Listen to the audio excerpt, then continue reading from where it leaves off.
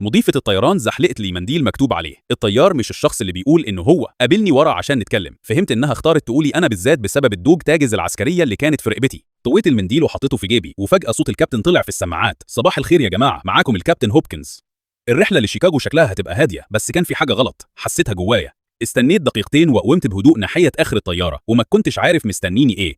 لقيت المضيفة واقفة جنب راجل ماسك كارني الشرطة. الراجل همس لي: كويس انك جيت، انا ضابط متخفي ومن اول الرحله وانا حاسس ان في حاجه مش طبيعيه. المضيفه قالت بصوت واطي: انا بشتغل مع الكابتن هوبكنز بقالي 6 سنين.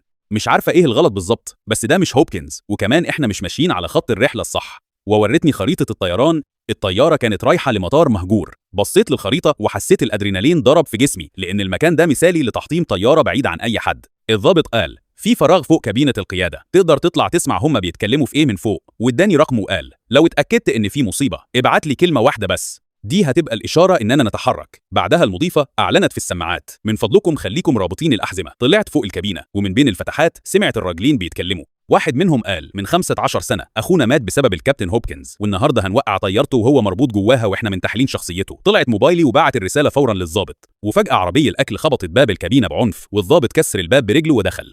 نطيت من السقف على الطيار المزيف ووقعته، والضابط مسك المساعد وثبته على الارض. المضيفه خطفت جهاز اللاسلكي وصرخت: ماي داي، الطيار الحقيقي مختفي واحنا محتاجين مساعده عشان نهبط حالا. بعدين بصت لي وقالت: دور على هوبكنز الحقيقي، اكيد موجود في الطياره. جريت في الممر افتح كل باب لحد ما فتحت دولاب صغير جنب الحمام، ولقيت الكابتن هوبكنز متكتف ومتلزق على بقه شريط. شلت الشريط بسرعه، فقال: وديني للكابينه حالا.